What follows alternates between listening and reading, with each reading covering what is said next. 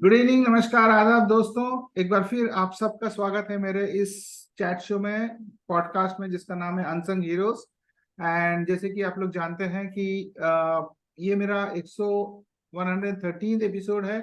और इस chat show में मैं उन लोगों के अपने प्लेटफॉर्म पे लेके आता हूं जो कि सोसाइटी के लिए कुछ काम कर रहे हैं। दे gone out of their normal way and they doing something for the society, या फिर young entrepreneurs. And during the Covid मैंने अपने डॉक्टर्स को भी लेके आया, फार्मर्स को भी लेके आया। तो सोसाइटी के हर वर्ग के लोग जो भी कंट्रीब्यूट कर रहे हैं सोसाइटी को और बिलासपुर को किसी भी क्षेत्र में, उनको मैं अपने प्लेटफॉर्म पे ले गया। तो basic aim of this particular chat show or the podcast is to give a global platform to these people who are working really hard and contributing to the society and tell the world that क्या कर रहे हैं हमारे बिलासपुर के लोग। सो एक मेरी छोटी सी कोशिश है।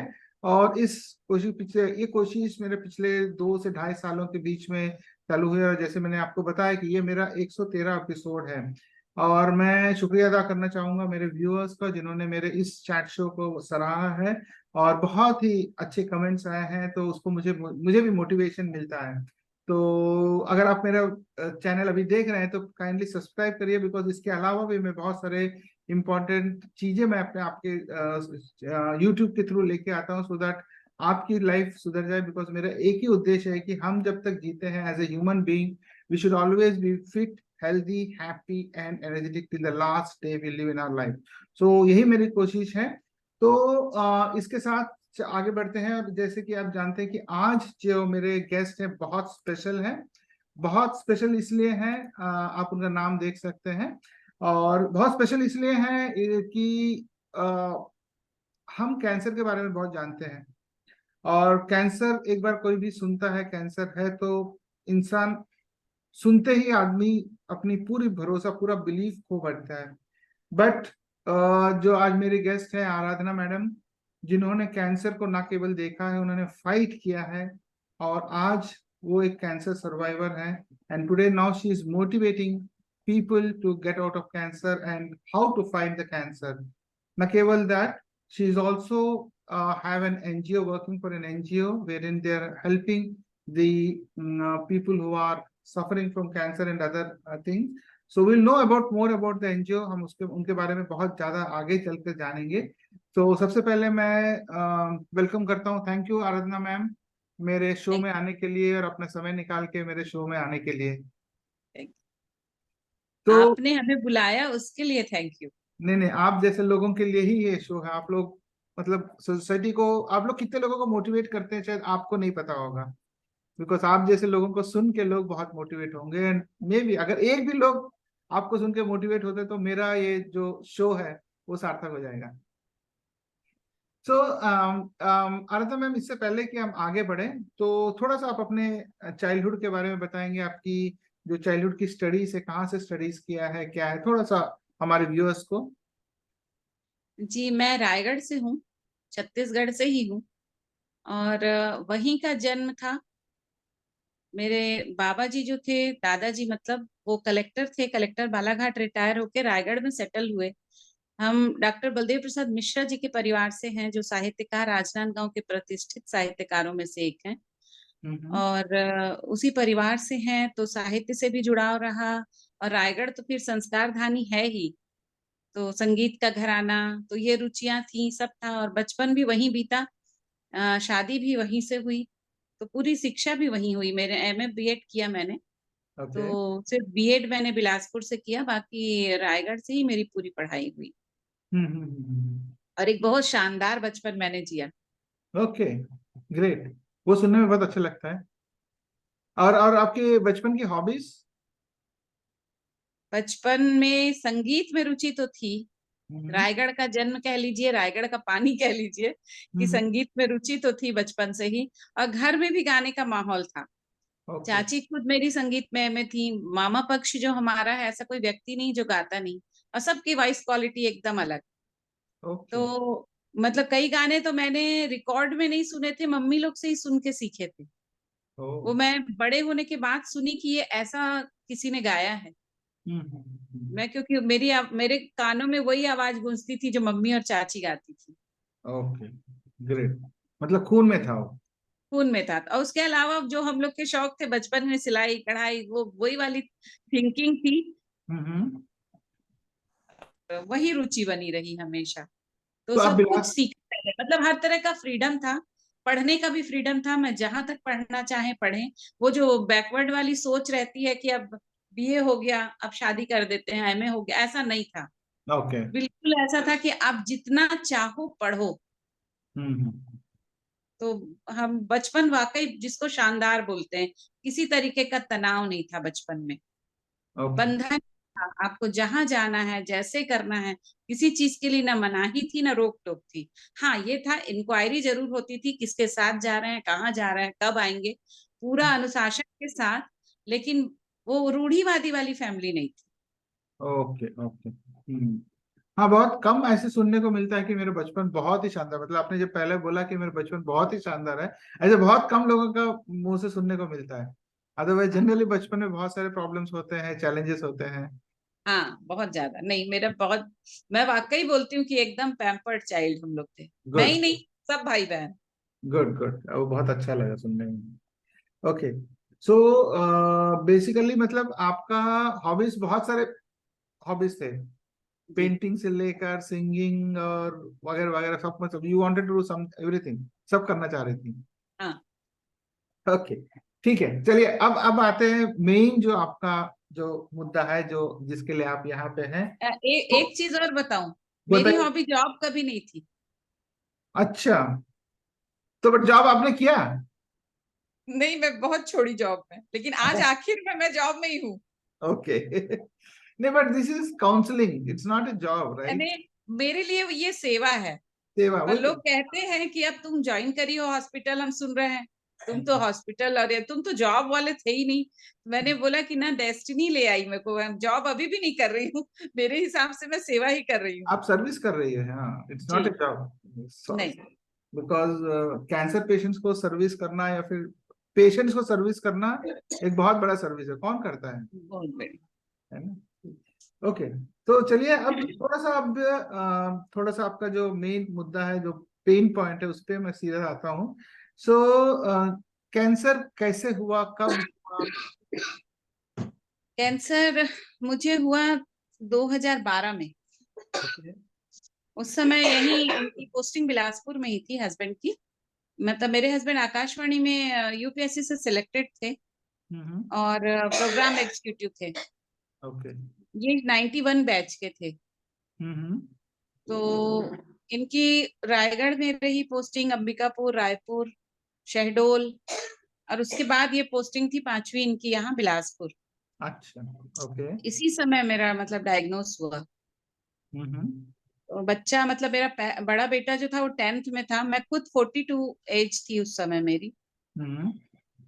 तो अब वही है, कैंसर मतलब बहुत निगेटिव, कहीं से आपको पॉजिटिव वाइब्स नहीं मिलेगी। कभी नहीं मिलेगी। चाहे वो पढ़े लिखे हो चाहे ना हो, हम्म। पहला रिएक्शन बहुत बुरा आता है सबका।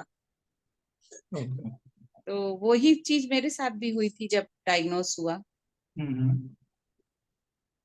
तो मैं आपको, देखिए, मैं आपके बारे में कुछ नहीं जानता, ठीक है, लेकिन थोड़ा बहुत आपने जितना बताया उतना जानता हूँ। बट दो तीन चीजें मैं आपको जरूर बता सकता हूँ, मतलब आपका जो लाइफ जो अभी तक मैंने सुना है, मैं सही हूँ कि नहीं आप बता दीजिएगा, ठीक है? आपका सेल्फ बिलीफ जो बोलते हैं हम, बहुत ही बढ़िया है, एक।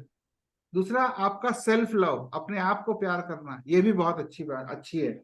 आप थोड़ी सी जिद्दी किस्म की इंसान है, और मतलब जिद्दी in the sense not that कि हाँ ठान लेते हैं हाँ करना है, मतलब करना है, डिटर्मिन्ड हाँ है। जी, ये चारों चीजें सही है। एकदम सही। गुड। ठीक है, तो मेरा वो सही हो गया, ठीक है। ये मैं इसलिए भी बोल रहा था कि बिकॉज जब कैंसर से कोई भी सफर होता है, तो इंसान को फाइनेंशियली, इमोशनली, फिजिकली पूरा ड्रेन आउट कर देता है। पूरी ना तरह से। केवल ना केवल इंसान जो सफर हो रहा वो प्रॉब्लम में है, बट आसपास के जो लोग हैं वो भी देखते हैं कैंसर सफरर किस तरह से सफर हो रहे हैं। सो ये, इसको फाइट करना इतना इजी नहीं है। अगर किसी कोई इंसान अगर इसको फाइट करके बाहर आया है, मतलब ये क्वालिटीज तो उनमें है ही है, मतलब डिटर्मिनेशन तो बहुत स्ट्रांग है। आप जब तक अपने आप से प्यार नहीं करोगे, आप कैंसर को फाइट नहीं कर पाओगे। नहीं। जब तक कि आप जिद्दी नहीं होगे, तो आप कैंसर से बाहर नहीं आ सकते।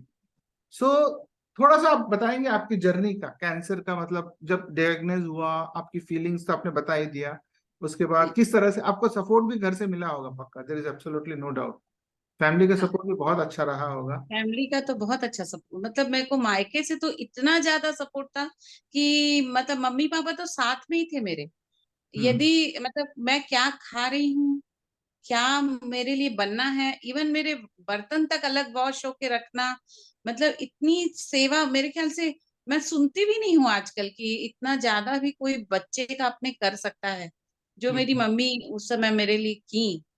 और मेरे हस्बैंड के बारे में बोलूंगी, मेरे आकाशवाणी में सबने ये कहा इनसे कि सर कैंसर के बारे में सच में हम जानते थे, ऐसा नहीं बोलेंगे कि नहीं जानते थे, पर इतने करीब से ना, जब तक भाभी को नहीं हुआ वाकई हम लोग नहीं समझे थे।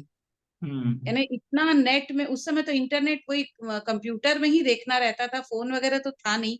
जी। पर ये सर्च कर करके, और ऐसा नहीं, मतलब सोचिए कि मेरा डायग्नोस हुआ तो वो बहुत बड़ा धक्का था सबके लिए, क्योंकि मैं हम्म।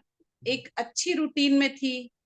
और योगा प्राणायाम है ना, हम लोग वेज, प्योर वेज है, और हमारे यहाँ खाना बिल्कुल तेल वेल नहीं चलता, खाना ही नहीं होता तेल मसाला। तो ऐसा लगा कि इनको कैसे हो गया। हम्म। तब अब मुझे खुद यकीन नहीं था कि मुझे हो गया। हम्म। मतलब मुझे बताना भी इन लोग के लिए एक टास्क था कि ये स्वीकारने को तैयार नहीं है। ये बोल भी रहे हैं रिपोर्ट आ गई, मैं होगा लेकिन कैंसर नहीं है भाई तुम लोग, मतलब नॉर्मल होगा, गठान होगी, निकालना है। लेकिन हम्म। यानी वो बताना बड़ा कठिन हो गया था कि तुमको है। हम्म। तो ऑफिस से भी ये सब चीजें इनको इतना सपोर्ट मिला कि एक एक सर्च करना, दवा कहाँ कराना, मतलब लंदन से लेके अमेरिका से लेके, मतलब कहाँ जा सकते हैं जो, क्योंकि जान बचना बहुत जरूरी है। जान बहुत important, तो हाँ। वो करते करते ये पर आखिरी में सोचिए पूरा भारत घूम के हम आए हैं, और हमने तय किया कि बिलासपुर में ही इलाज कराना, क्योंकि ये डिसीजन ना वाकई हर घर के लिए ना बहुत बहुत बहुत बड़ा। कठिन, हम्म। और कठिन भी होता है। राय देने वाले बहुत मिलते हैं ना कि हाँ। आप आयुर्वेद में चले जाइए, आपको क्या जरूरत है उसमें करने की, हम्म। है ना, और आपका तो रियम्बर्स हो जाएगा, तो बिलासपुर क्यों करा रहे हैं फिर। हम्म। मतलब आप तो बॉम्बे जा सकते हो, दिल्ली जा सकते, मतलब इतनी राय आती है ना। और उसके बीच में यदि कोई व्यक्ति बोलता है मुझे ये करना है, यानी हम्म। वो व्यक्ति को बहुत मजबूत होना पड़ता है ये बोलने के लिए। करेक्ट, बहुत जरूरी है। तो आपका पूरा ट्रीटमेंट बिलासपुर में ही हुआ? मेरा पूरा ट्रीटमेंट बिलासपुर में हुआ, सिर्फ रेडिएशन चूंकि यहाँ पे था नहीं उस समय, आपके। इसलिए मुझे रायपुर जाना पड़ा। हाँ हाँ। बाकी तो पूरा इलाज मेरा यही हुआ। और ओके, अपोलो में? Apollo, Apollo Bilaspur. Okay, great great great. हाँ, मैंने को एक और भी चीज जो मेरे को भी आश्चर्य हुआ है, बिकॉज जनरली कैंसर भी हम बोलते हैं साइकोसोमेटिक डिजीज है, इन द सेंस आदमी अगर इमोशनली बहुत ज्यादा ड्रेन आउट होता है, तो फिर ये एक कैंसर धीरे धीरे धीरे धीरे ओवर ए पीरियड ऑफ बहुत सारे सालों में वो कैंसर में तब्दील होता है। बट जी। आपके केस में मेरे को बहुत ही ऐसे, उसी का मैंने पूछा था आपकी हॉबीज कैसे रही, आपकी चाइल्डहुड कैसे रहा, तो कि मैं समझ पाऊं। लेकिन बट या it's it's maybe I don't know, कुछ कुदरत का ये है या भगवान का कुछ ये होगा, बट अदरवाइज आप वेजिटेरियन हैं, हेल्दी हैं, आप हेल्थ कॉन्शियस हैं, खाना भी आप सही खाती हैं, मतलब घर का खाना ही खाती हैं, तो इट्स इट्स एक्चुअली बहुत रेयर केसेस है कैंसर होना। जी। लेकिन एक अच्छी चीज इसमें भी ये पता चली जी। कि हमें अवेयर होना बहुत जरूरी है, कहीं ना कहीं हमारी ना जागरूकता में कमी थी। ओके। कहते हैं 40+ के बाद हेल्थ चेकअप लेना चाहिए, वो ओके। हम लोग नहीं ले रहे थे। हम्म। हमको अपना बॉडी देखना ही नहीं आता था, हम्म। ये सबसे बड़ी कमी थी। हम्म। क्योंकि ना आपकी बॉडी आपको जरूर इंडिकेट करती है, कोई एब्सोल्युटली। भी चीज, कोई भी छोटी सी, हम उसको इग्नोर करते हैं, कहीं ना कहीं हम उसको अवॉइड करते हैं, नहीं हमको नहीं है वो। ये गलती बहुत बड़ी रहती है। हम्म। जरूर हम होने के बाद बोलते हैं कि नहीं शायद हुआ होगा, शायद नहीं, श्योर हुआ होगा। हम्म। क्योंकि पहले सर्दी होती है, फिर निमोनिया होता है, फिर कोरोना होता है, पहले तो सर्दी होती है, उसको करेक्ट। स्वीकारना बहुत जरूरी है। यस। सो आपका कैंसर कहाँ का कैंसर था, क्या कैंसर था? मुझे ब्रेस्ट कैंसर था। ब्रेस्ट कैंसर, जी। ओके। सो थोड़ा सा आप अपना एक्सपीरियंस शेयर करेंगे क्या हमारे, तो एक तो बहुत इंपॉर्टेंट बात आपने बताया है कि 40 के बाद हमारा हेल्थ कॉन्शियस होना बहुत जरूरी है। बहुत जैसे है जरूरी। कि हमारी बॉडी इंडिकेशंस देती है, छोटे छोटे जी। इंडिकेशंस देती है, बिकॉज कोई भी डिजीज जो है एक साथ नहीं आती है। नहीं। बट हम जनरली वही करते हैं कि हाँ थोड़ा सा ठीक है यार, आज है कल ठीक हो जाएगा, दवाई खा लेते हैं तो ठीक हो जाएगा, तो भी इग्नोर करते हैं हम। But ignore. Over a period of time ये होता है, तो 40 के बाद बिकॉज हमारी जो बॉडी भी है उसका मेटाबॉलिज्म कम हो जाता है, बॉडी के पार्ट्स भी हमारे वीक होते हैं एजिंग के साथ। सो जी 40 के बाद I think we should always everybody should go for a medical checkup. I think that's what बिल्कुल। आप भी बता रही हैं। जी, क्योंकि ओके। जनरली मेडिकल फील्ड में डॉक्टर सब यही बोलते हैं कि 35 से 45 के बीच में, 35 से 45 के बीच में मेजर बीमारियां आपको उसी समय होती है। ओके। चाहे यस। वो हार्ट रिलेटेड हो, ब्रेन रिलेटेड हो, ब्लड रिलेटेड, कोई भी चीज होगी, न्यूरो प्रॉब्लम होगी, किडनी होगी, कैंसर होगा, जनरली उसी समय में। तो हमको थोड़ा सा 35 के बाद इतना तो जानना चाहिए कि हम अपना शरीर तो देख लें, गठान या कोई भी ऐसी चीज जो हमको इरिटेट करे। जी जी। यस। तो आपका 2012 में डायग्नोज हुआ और क्लियर कब हुआ, मतलब? अक्टूबर 2000, फरवरी 2012 में डायग्नोस हुआ हाँ। और अक्टूबर 12 में ही इलाज कंप्लीट हुआ। एंड अभी आप मेडिकल चेकअप्स के लिए जाती हैं? चेकअप्स के लिए भी, फॉलो अप में भी हूँ, और अभी मैं एक हार्मोन थेरेपी है उसमें भी हूँ। वो चल रही है 12 साल से। ओके। हार्मोन थेरेपी में क्या करते हैं? सिर्फ टेबलेट खाना रहता है। अच्छा अच्छा, ओके जी। ओके। हाँ। तो आपका, मैंने वो भी सुना है कि आप एनजीओ से जुड़े हुए हैं। जी, एनजीओ मैंने ही बनाया। आपने ही बनाया? ओके, अच्छा। जी। तो जी। एनजीओ क्या करता है आपका, थोड़ा एनजीओ के बारे में बताएंगे? हाँ, मैं पहले ये बताती हूँ कि हम यहाँ तक आए कैसे। हाँ बताइए प्लीज। क्या है, जब हुआ ना तो उस समय ऐसा लगता था, मैं सब बताई ना, मैं पैम्पर्ड चाइल्ड, मेरे को इंजेक्शन से भी डर लगता था, मतलब खून जांच से भी डर लगता था। तो हम्म जब डॉक्टर पूरा समझा रहे थे, अब ये हुआ डायग्नोस हो गया तो ऑपरेशन तो होगा। हम्म तो डॉक्टर के पास गए, डॉक्टर अमित वर्मा है, यहाँ सर्जन है। वो बड़े अच्छे से मेरे को समझाए, कोई बड़ा चीज नहीं है, 2 दिन में आपको डिस्चार्ज कर देंगे, ऐसा है वैसा है, पूरा वो प्रोसीजर। हम्म मैं बोली सर, बाहर में 10-12 बैठे हैं, आप सबसे यही बोलते होंगे। हम्म वो बोले कि नहीं आराधना, ऐसा नहीं है, सच में ऑपरेशन कोई बहुत बहुत मेजर वाला नहीं है, तकलीफ देह नहीं रहता, और आपको कोई इतना पेन दे नहीं सकता, आप बस बता देना पेन हो रहा है, हम उसी समय तत्काल 10 सेकंड में, आपका पेन कम नहीं हुआ तो आप बोलना। हम्म तो मैं बोली सर, आप रोज कितने कैंसर पेशेंट को देखते हैं? हम्म तो मेरे हस्बैंड को देखे, बोलते इनको मैं नहीं समझा सकता, आप इनको ना ले जाइए। मैं बोली सर, मेरे को समझाने की बात नहीं है, मैं जो ऑपरेट करेगा उससे बात नहीं करना चाहती हूँ, मैं जिसका ऑपरेशन हुआ है मेरे को उससे बात करनी है। हम्म मैं बोली जो बेड पे लेटा हो वो बताएगा ना उसको कैसा लगा, हम्म, करने वाला व्यक्ति नहीं बता सकता। सही तो बात। फिर मेरे को एक पेशेंट के पास भेजे, बोले अच्छा आप जाओ हमारी एक पेशेंट से मिलना। पर वो मेरे को सेटिस्फाइड नहीं कर पाई, मतलब हम्म मेरे जो प्रश्न थे वो, उनका जो मैं आंसर चाह रही थी वो मुझे नहीं मिला। ओके। तो वहां से दिमाग में, हम और दोनों पति पत्नी पैदल पैदल कार तक पहुंच रहे थे, तो ये मेरे से बोलते हैं सुनो ना, मैं एकदम, मेरा दिमाग खराब था, मैं एक तो खर्च पे खर्च बता के बैठ गए हैं, 1 लाख का ऑपरेशन में लग जाएगा ये, अरे भाई तो मेरे को तो मिल जाएगा। अरे मैं बोली, मिल तो जाएगा, जब मिलेगा तब मिलेगा, अभी तो पूरा बचत टूट जाएगी अपनी। हम्म तो बोलते तो जोड़ते काहे के लिए हैं हम लोग? अरे मैं बोली एक तो जोड़ना था वो तो छोड़ो, मैं बोली तुम्हारे ऐसी कर्जदार हो जाऊंगी, मैं लड़ नहीं पाऊंगी तुमसे। अभी तक दमदारी से लड़ लेती थी कि तुम क्या खर्चा कर रहे हो मेरे ऊपर, है ना, अब तो मैं बोलते ना, अब मेरे अंदर अंडर आ गई, अब तो मैं कुछ नहीं बोल पाऊंगी। तो मैं और एक, मैं बोली सत्यानाश, काउंसिल करा के ला रहे हो मेरे को बेकार। तो बोलते हैं सुनो, अगर तुम्हारे डॉक्टर वर्मा ना, अगर तुम्हारा नाम देने लगे, नंबर देने लगे सबको कि जाइए आप इनसे मिलिए जाके, ऐसे करके ना, उस दिन ऋण मुक्त। तुम ये सोच लेना, तुम मेरा एक एक पाई पटा दियो। तो हम्म मैं बोली वो होना नहीं है, कैंसर जैसी चीज में कोई पॉजिटिव हो नहीं सकता।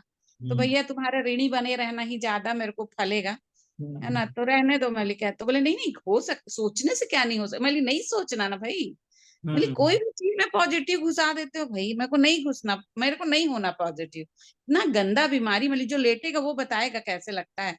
मैंने इतना, मैं कोई डॉक्टर मेरे पास बैठने नहीं देते थे पेशेंट को, माय गॉड। बोलते हाँ। थे आराधना के पास मत बैठने देना, वो निगेटिव कर देगी भाई। मतलब मैं बिलीव ही नहीं कर पा रहा हूँ कि आप इतने नेगेटिव होने के बाद भी कैसे। आपके हस्बैंड बहुत पॉजिटिव थे क्या? बहुत ज्यादा। बहुत ज्यादा क्या?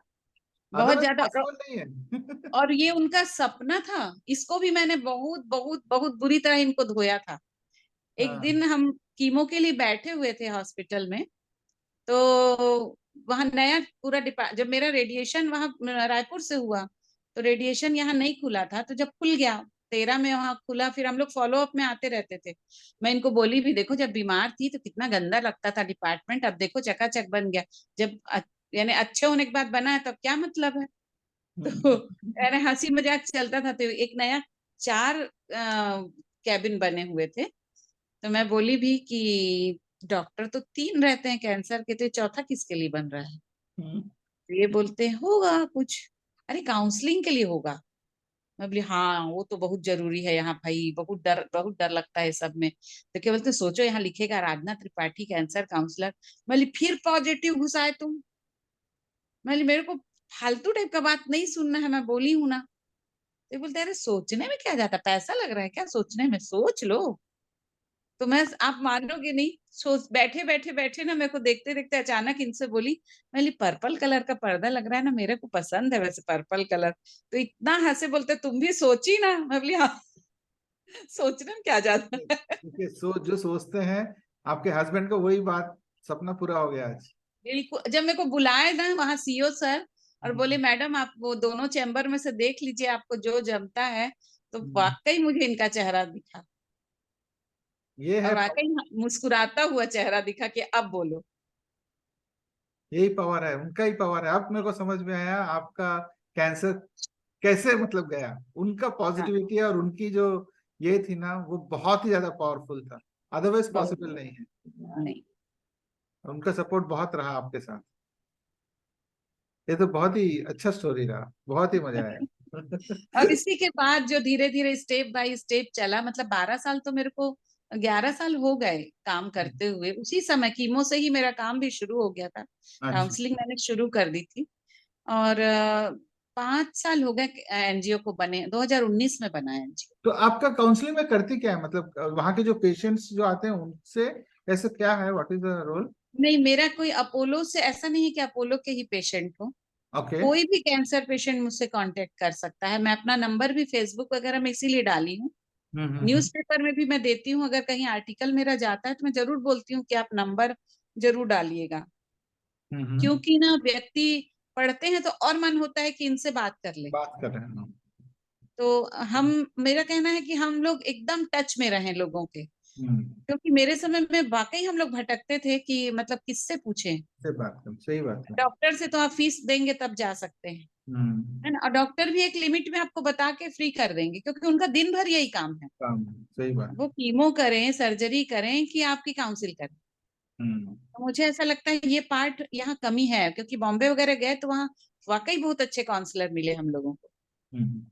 तो तो ये मिसिंग था। काउंसलिंग में करते क्या है, मतलब मैं बेसिकली हाँ, जानता हम हूँ। लोग की देखो तीनों तरह की होती है काउंसलिंग। मतलब कैंसर से पहले, कैंसर के समय और कैंसर के बाद। ओके। मतलब एक स्वस्थ व्यक्ति को भी काउंसलिंग की जरूरत है, जो हम लोगों को मिसिंग थी, हम्म। हमको करना था। हम्म। क्योंकि अगर हम अपना शरीर पहले देख लेते तो शायद वो कैंसरस नहीं हुआ होता। एब्सोल्युटली। हम्म। तो वो हम मतलब 15-16 साल के बच्चों को भी हम काउंसिल करते हैं, उनको बताते हैं कि क्या चीज उनको ध्यान देना है। क्योंकि हर व्यक्ति परिवार से जुड़ा है, अगर एक जागरूक होता है तो उसका परिवार जागरूक होता है। हम्म। तो इसलिए पहले भी हम काउंसिल करते हैं कि जिसको हो गया है उसको तो करना ही है। हम्म। उनके जो अटेंडर है उनको भी काउंसिल करते हैं कि आपको एज अ पेशेंट के साथ कैसे रहना है। यस। कई बार अटेंडर के व्यवहार से पेशेंट दुखी हो जाते हैं। हम्म। और असली जो काम होता है भैया वो अटेंडर का ही होता मालूम है। हम्म। है ना। तो अटेंडर को, क्योंकि डॉक्टर को भी सुनना है, पेशेंट को भी सुनना है, तो वो भी काउंसिल में आता है। और कैंसर अंडर ट्रीटमेंट आपको क्या क्या नहीं करना है, क्या हम्म। क्या करना है, वो तो काफी हद तक डॉक्टर बता देते हैं।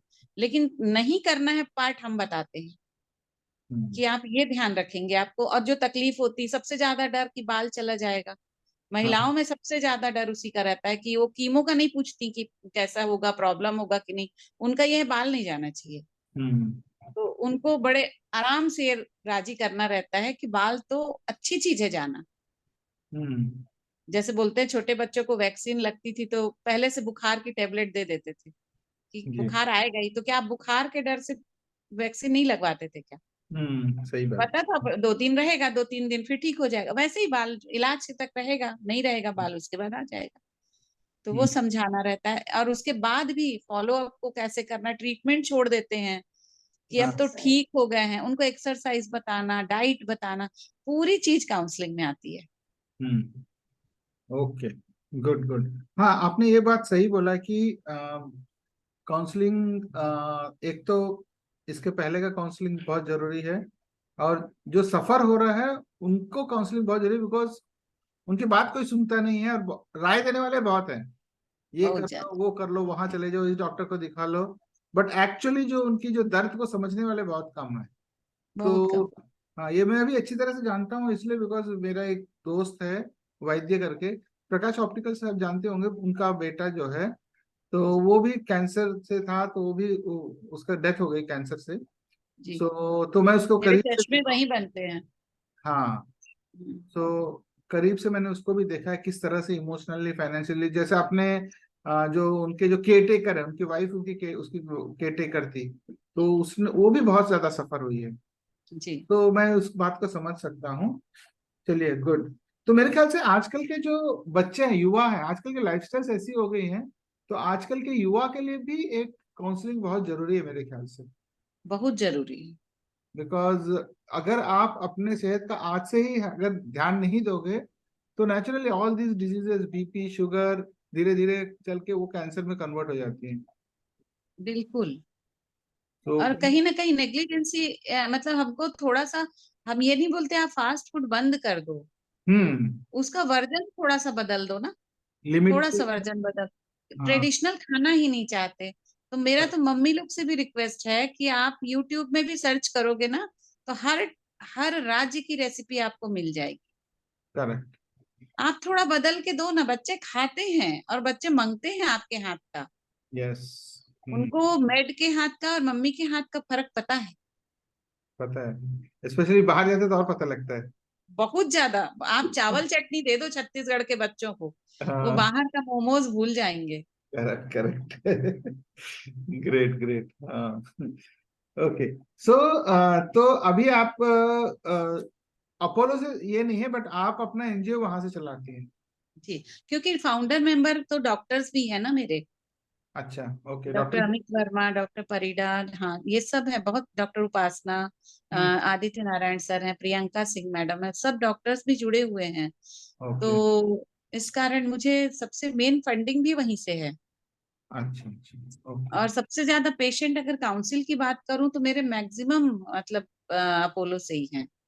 ओके, हाँ, नेचुरली आप वहीं पे हैं, तो जी। कैंसर पेशेंट्स तो आते ही हैं। तो गुड गुड। तो अभी आपका आगे का क्या ये है, फ्यूचर प्लान्स? बहुत सारे हैं जो चल भी रहे हैं।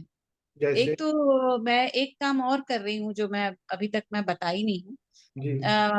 कैंसर में जो प्रोस्थेसिस लगते हैं, हम्म उसका छत्तीसगढ़ में अभी तक सिर्फ मेरे पास काम है।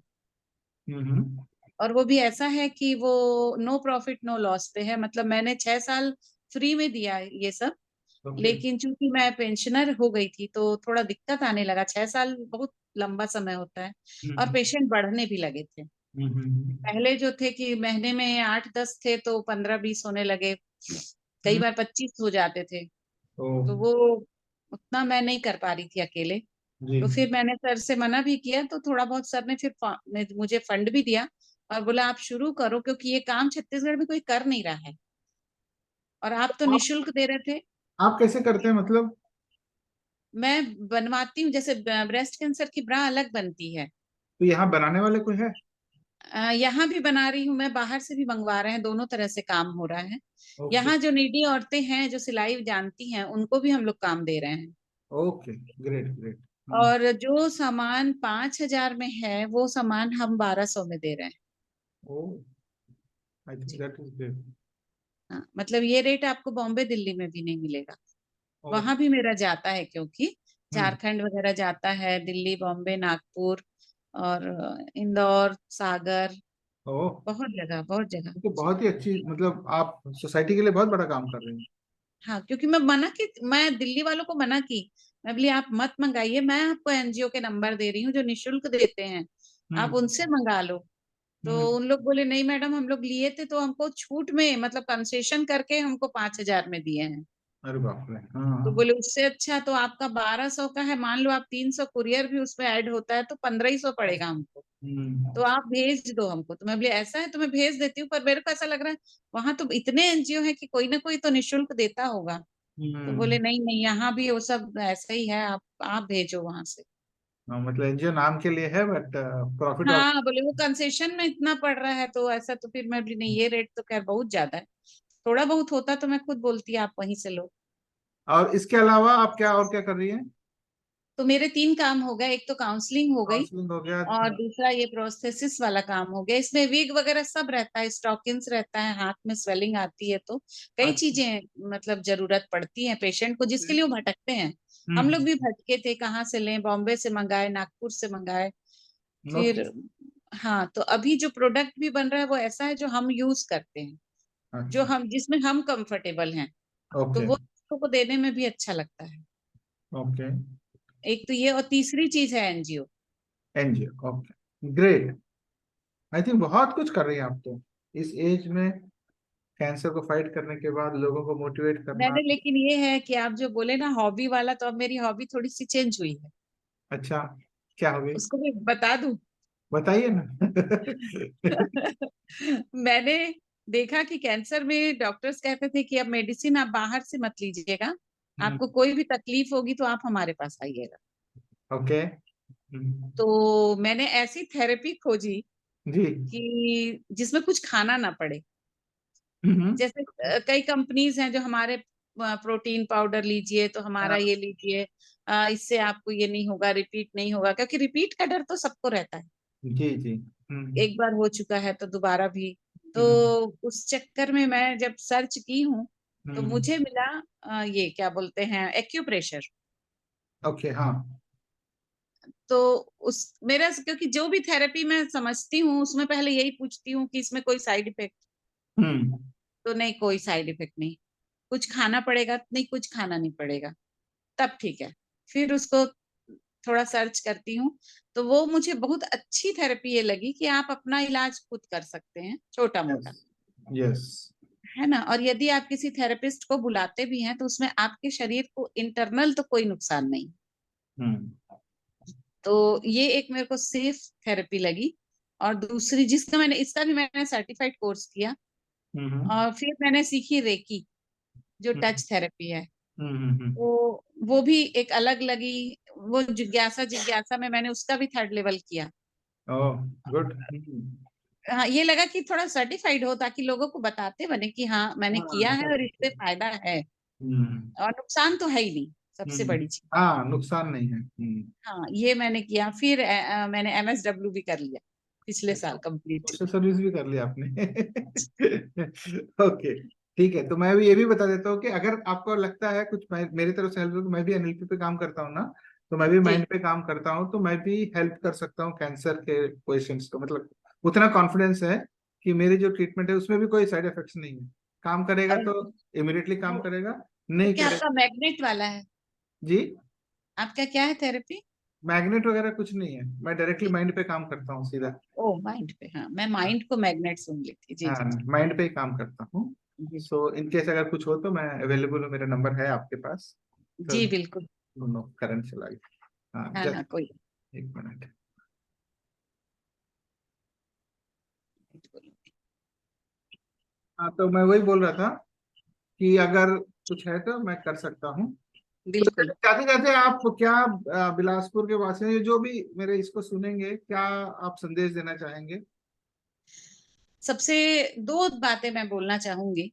जी। सबसे पहली तो हमको शरीर देखना आना चाहिए अपना, जी। ये हर व्यक्ति के लिए जरूरी है, बच्चे से लेके बूढ़े तक। हम्म। तो हम सेल्फ एग्जामिनेशन बताते भी हैं, है ना। तो कभी अपन ऐसा सेशन भी कर सकते हैं जिसमें सेल्फ एग्जामिनेशन हम सिखा सकें। जी। तो एक बात ये कि ये आना चाहिए, आप किसी भी डॉक्टर, किसी भी फिजियो से पूछ सकते हैं, वो आपको बता देंगे। और दूसरी चीज ये है कि एक ना एक पैशन जरूर होना चाहिए अपनी लाइफ में, क्योंकि कई बार जब हम निराश हताश रहते हैं ना, तो वो शौक कहीं ना कहीं हमको जिंदा रखता है। चाहे वो संगीत हो, चाहे पेंटिंग हो, रीडिंग हो, राइटिंग हो, तो वो जरूर करते रहना चाहिए। अपने एक्सपीरियंस जरूर लिखना चाहिए, अच्छे बुरे दोनों लिखिए, लेकिन लिखिए आपने क्या सीखा। तो आपको कहीं ना कहीं वो आपकी पर्सनालिटी को इम्प्रूव करता है। इनफैक्ट एक्चुअली आप अगर अपने पैशन पे काम करोगे तो सक्सेस तो पक्का मिलेगा आपके। जी। तो इनफैक्ट मैं तो एक स्टेप आगे बोलता हूँ, change your passion into your profession. मतलब पैशन पे आप इतना काम करो कि उसको प्रोफेशन बना लो, जैसे आप कर रहे हो अभी, आप रीति जी, कर रहे हो या ये कर रहे हो, तो all these things are like that only. क्योंकि काम में यदि आनंद नहीं है तो वो काम ही नहीं है, नहीं, एब्सोल्युटली। और वो काम में आनंद तभी आएगा वो जब आपका पैशन रहेगा, पैशन रहेगा, मन से करेंगे। Yes. Okay, thank you very much Aradhana ma'am. तो अपना समय थैंक यू। निकाल के मेरे इस चैनल में, मेरे शो में आने के लिए, एंड आपको wishing you all the very best. And I think आप बहुत अच्छा काम कर रही हैं सोसाइटी के लिए, बहुत लोगों की। अगर आप 10 लोगों में से 2 लोगों की भी लाइफ बचा देते तो बहुत बड़ा काम हो जाता। ये जन्म साथ। आपने आपने इतने अच्छे से पूछा, बताया, ये भी मुझे सेलिब्रिटी वाली फीलिंग आ गई सच में। अब तो है सेलिब्रिटी, डाउट क्या है उसमें? नहीं नहीं नहीं, कोई थैंक यू हमको ये वाली फीलिंग दिलाने के लिए, अप्रिशिएट करने के लिए। यार, सेलिब्रिटी सेलिब्रिटी वही नहीं होता जो कि टीवी एक्टर हो या पिक्चर एक्टर हो। आप लोग, आप एक्चुअली रियल सेलिब्रिटीज हो। Thank you. Okay, thank you so much.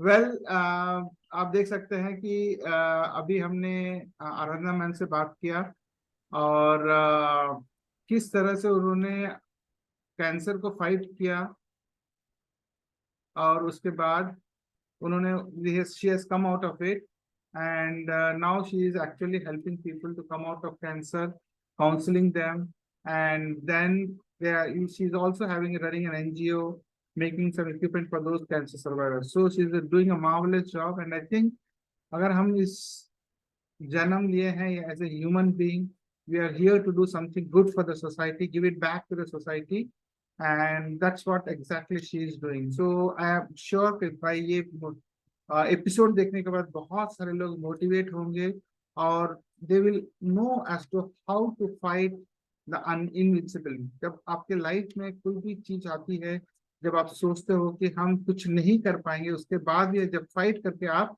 किस तरह से उससे बाहर आ सकते हो, बिकॉज कैंसर को फाइट करना is not a small thing.